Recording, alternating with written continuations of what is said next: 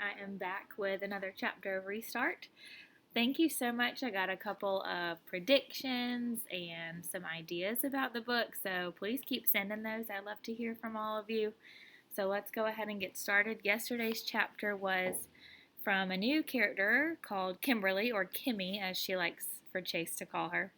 So today's chapter is actually from Aaron. So remember, that's one of, I guess we could call them the bullies. One of those guys that Chase used to be friends with and now he's not so sure about. All right. Chapter 11, Aaron Hackaman. My dad always uses this expression. If it looks like a duck and it quacks like a duck, it's probably a duck. Well, that isn't always true. It looks like Ambrose, and it talks like Ambrose, but no way that's Ambrose. How can a person be so different just because he fell on his head? Okay, so he's sidelined from football. Nothing you can do about some dumb doctor's orders. And amnesia, that's pretty out there, although Wikipedia says it's real. But even if every single memory is erased from your head, wiped clean like my phone when I dropped it in the toilet, you should still be the same person, right? Chase just isn't. It's not the kid Bear and I grew up with, played sports with, broke all the rules with, since we were in second grade. You can see it in his eyes. He looks at us like he barely knows us, or any of the Hurricanes. I guess I understand that. We're like new people he just met for the first time. Even so, shouldn't we be starting to hit it off by now? That's not happening either. He's not into the things we're into. Not football, not anything. That hurts. I get that his memory's erased, but is our whole friendship erased too? Being boys with someone isn't just a bunch of stuff you did together in the past. There has to be more to it than that. But right now, it's like we've got zero in common with the guy. Worse, the kids he does have stuff in common with are all losers.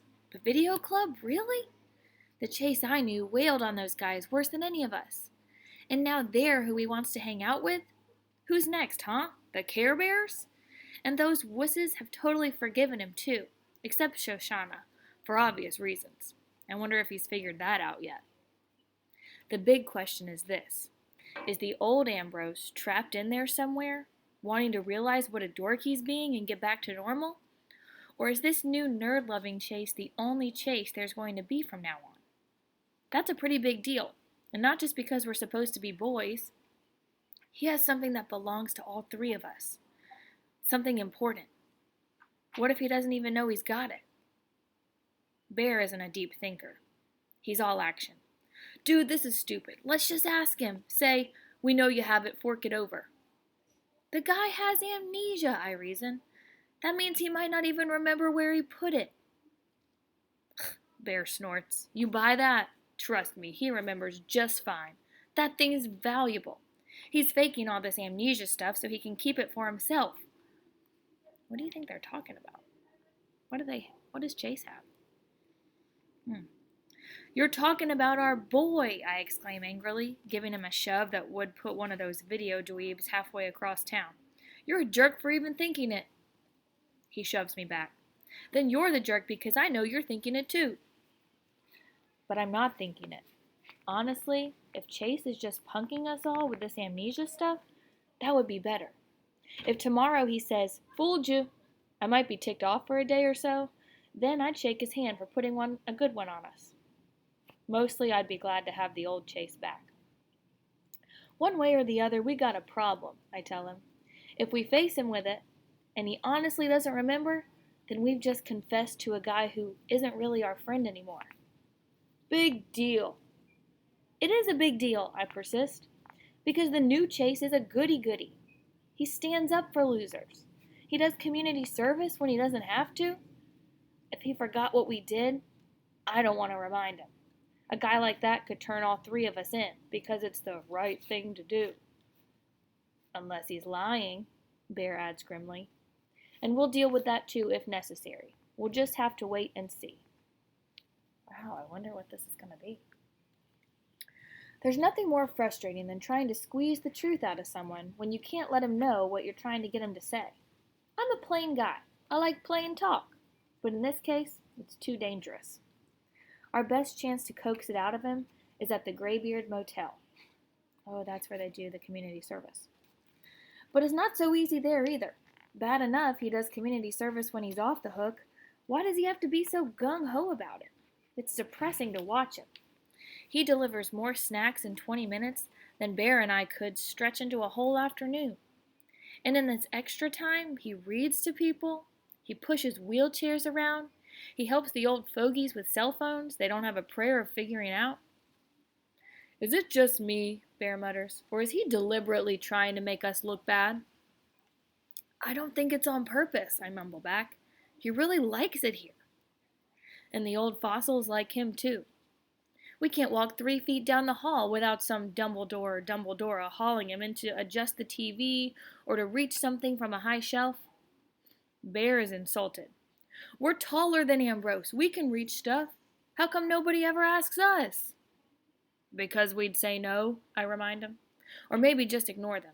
Listen, it's annoying that all these blue hairs love Chase, but it's not a mystery. Even sour-faced Nurse Duncan, who wishes our community service was over even more than we do, has a smile for Ambrose, and an even deeper scowl for Bear and me. It doesn't help that Chase has forged the closest friendship of all with the one resident he should be staying away from, that crotchety old warhorse in room 121. Wouldn't you know it?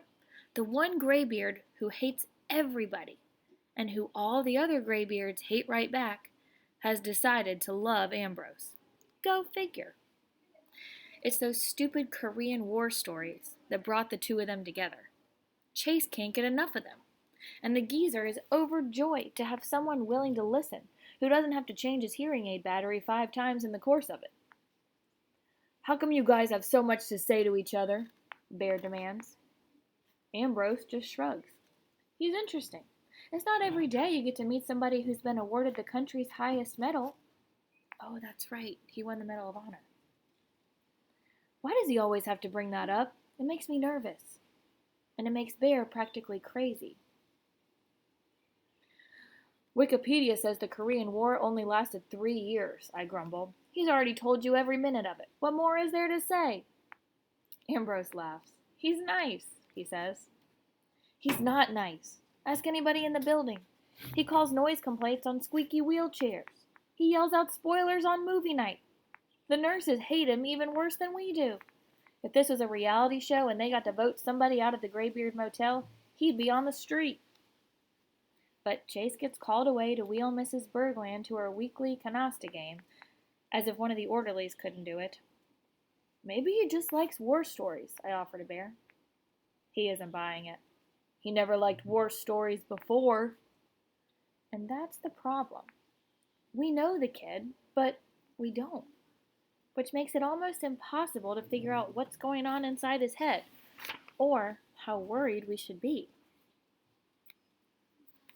So I wonder if anyone's thinking about maybe what they're so worried about, what they have, or what Chase has that Chase doesn't even know. So keep writing down your ideas, send them to me, and keep me posted on what you're doing. Have a great rest of your day.